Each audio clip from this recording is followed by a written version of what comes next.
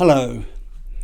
We can think of love and light as a beautiful, transcendent part of existence, something bigger than just you or me. But here's a question, one that might have been on your mind. Can something so vast and cosmic also be something to do with the idea of being human? Is there a human side to transcendence? Conscious, embodied, able to form relationships, warm, kind, close to home. That's what I mean by human.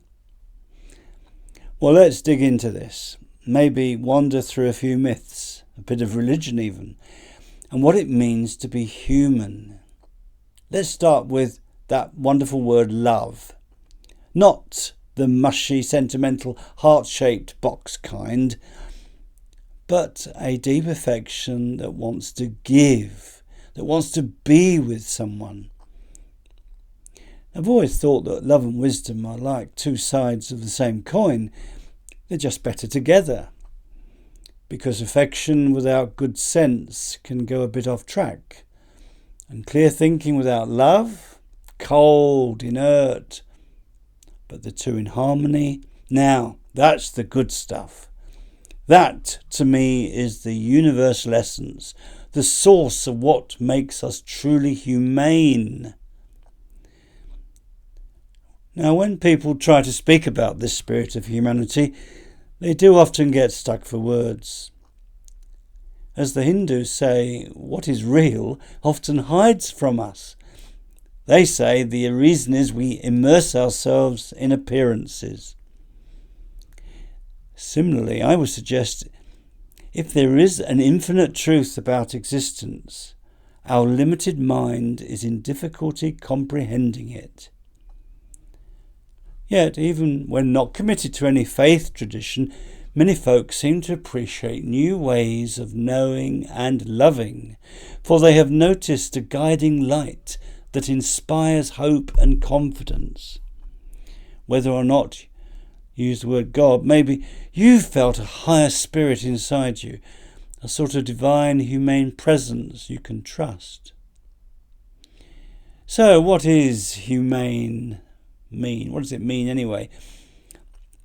Well, to figure out the meaning of any word, it's always good to think of its opposite. The opposite of humane is inhumane. Think of war, cruelty, genocide, sadism. Now there's the absence of love and light. Being humane, then, is about having a wise and kind heart. Not just random acts of niceness, but thoughtful, intentional care for others. It's about sensing a connection, a kind of we're in this together. And maybe that vibe isn't just ours. Maybe it flows into us from something greater.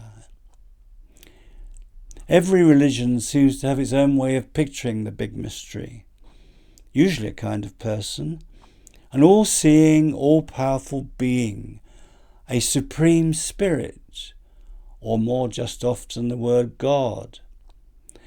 These figures often look and act suspiciously, though, but nevertheless, we recognise something human about the way they wreak justice and provide forgiveness. Having a human touch, then, albeit being a bit mysterious. Now, you may wonder, are these just cultural creations, wishful thinking wrapped up in myth, storytelling? And some of you will say yes. But others believe that so many of us across time and space who claim to have experienced something transcendent, so many that maybe there's more to it than just fantasy. Take the psychologist who is also a mystic, Wilson Van Dusen, for example. He said all those gods and goddesses, from the Hindu Kali to the Buddhist Kuan Yin, they aren't lots of gods, but they are different faces of one reality. One reality, as if the divine is wearing different costumes depending on who's watching. Now, in Buddhism, especially in its more devotional forms, people connect with the eternal through images of the Buddha, like Amida, the Buddha of infinite light. And Japanese Buddhists might not think of him as a literal guy in the sky, but they still feel his compassionate presence, his human presence. It helps them through tough times. It gives them something to hold on to.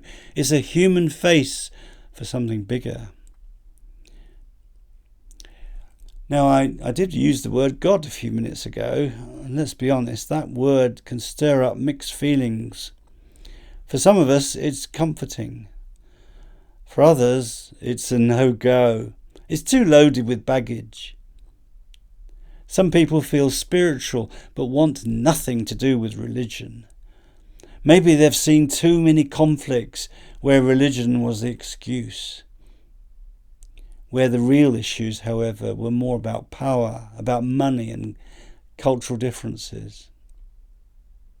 And let's talk gender.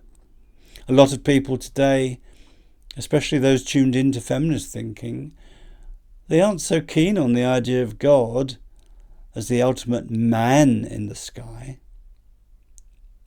Fair enough. If God created all of us, why would God be only male? And some theologians say God isn't gendered at all, and that the male imagery of God in Scripture is purely symbolic, not to be taken literally. Others point to passages where God in the Bible has a human face. So someone who is loving and kind and nurturing. Now maybe this humane face of the divine isn't an individual man or woman, but something deeper beyond our limited ideas of what is really individual. Here's the thing, life gets tough, change hits us, we lose jobs, we get sick, we feel lost. And in those moments we need courage, we need patience, we need kindness. All good, strong human virtues. And sometimes we look for them inside ourselves. Other times we hope there is something out there that can give us a boost. Philosopher Roger Scruton put it beautifully. He said that when we look into someone's face, really look, we see more than flesh and bone. We see a spark, a consciousness, something lit from behind, to use his words. He believed the human face gives us a glimpse into the divine itself. I once, changing tack a bit, I once saw a woman trip over and drop a fluorescent tube. It was at the local rubbish place and it smashed. There was a loud pop and her friend behind her shouted, "Oh God, God!" She wasn't quoting scripture. She was scared. But wasn't she also instinctively reaching for help from somewhere? Sometimes, even without meaning to, we call on a powerful spirit from beyond us. Perhaps the plea was answered, for although she was a bit shocked, the fallen woman did get up. She dusted herself down, and it turned out that she had suffered no injury at all. If you've ever looked into the 12 Steps program from Alcoholics Anonymous, you'll know that one of those steps is about asking a higher power for help. Help that sheer willpower of the individual alone cannot provide. Now, people in recovery say it's not about waving a magic wand, it's about personal surrender and humility and being honest about your own limitations. It's saying, I can't do this all by myself, and that's not weakness, that's wisdom. Sure, some of us turn to the divine only when we hit rock bottom, like perhaps some of those alcoholics do. But others just want help with being human, with the everyday slips, with their difficulties, their failings, their impatience, their self-doubt. You don't have to be in crisis to want a little extra strength, or to want a little more kindness, or to want a bit more light. So maybe transcendence isn't some distant, cold force beyond the stars. Maybe it has a heart, a face, a voice that whispers, you're not alone. Maybe the light that shines on us is also the love that lifts us. And maybe, just maybe, the most divine thing of all is to be fully and deeply, compassionately human.